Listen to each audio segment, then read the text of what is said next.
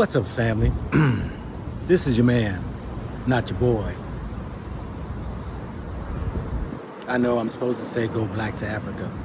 You know, I want to share this video of an Arab from Dubai who kind of lays out really what I've been saying for the longest and millions of us been saying, how the continent is so rich, and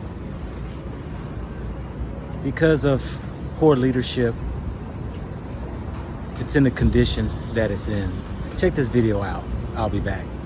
If you're comparing with Nigeria, listen to this. Nigeria has oil before than Dubai. It's a history. They are more rich than us. They have agriculture, they have mining, they have everything, you name it, they have it. Am I right or wrong? Have it. When you have a true leadership, which we have nothing, but we have everything because we have the right leadership. That's the only thing you need, a right leader for your country, not corruption. That's what brings your country at the top. You don't need anything. What do you think? You know, it's a tough pill to swallow. I've been to Dubai. I've been around the world. Countries who have rich resources, who have had strong leaderships, who look out for their people, make opportunities and give free education. There ought to be a law, an international law.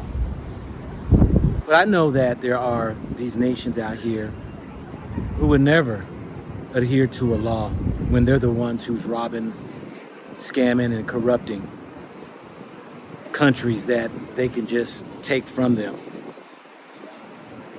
And so it's a national problem as well as an international problem. Somebody has to stand up. Somebody's going to have to fight. Somebody's got to take the chance to have the drive and the will to put their life aside. It's hurtful when you see people still living in shacks and mud houses. When you see dirt roads, inadequate electricity, sewer systems, plumbing, undrinkable water. And while the rest of the world who are outside of the continent of Africa or outside the areas where black people live or outside where poor people live, it's amazing that they have a total different life to live in. It's a travesty. And it's ridiculous. You know, it's insulting when I see these politicians in Africa who just is a puppet for the Western worlds, who claim they're doing so much, but let Western world steal from them. I sit here in Ghana right now, and I've said before, the economy is on a collapse. I did the video.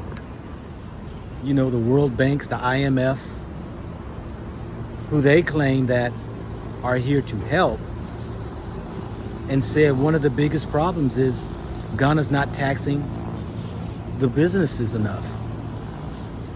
We're not talking about the little man's business. We're talking about these gold mining, these oil mining, these large corporations, institutions, businesses who are making millions to billions, but paying little to no taxes. And the people suffer behind that.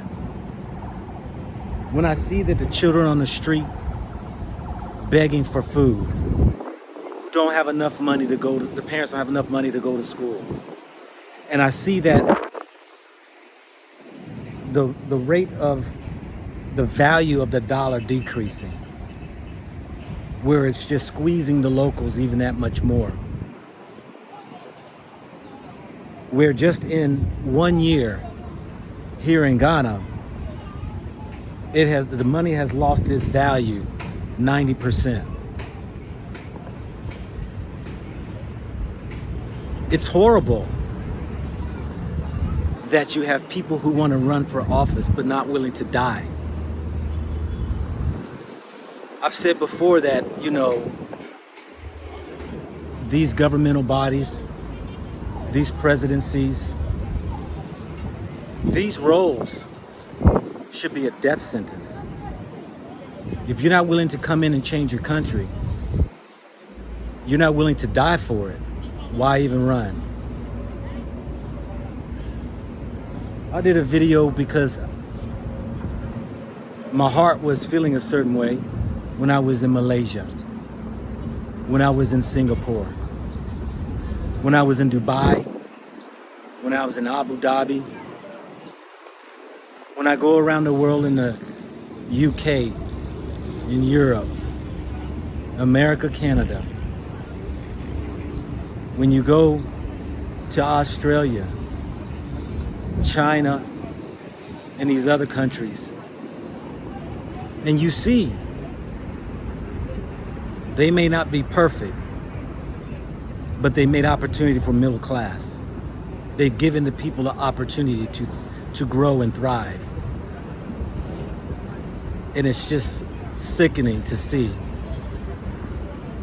how you can look yourself in the mirror and see your country is in despair, that it's falling apart. Now, I don't know what goes on behind closed doors, and I know there are pressures by these cockroaches, these devils who squeeze and threaten political parties, who intentionally destabilize economies, who put sanctions against countries, embargoes, who do coups, who set up these hidden strategic military warfares, all because these people are heartless and they're devils. And the Africans who have gotten to the political arena have fallen into the traps of the same thing. They're evil. How do you drive out here and see that your own people out here on the street begging? How can you live with yourself when you see little children asking for money? Heartless people.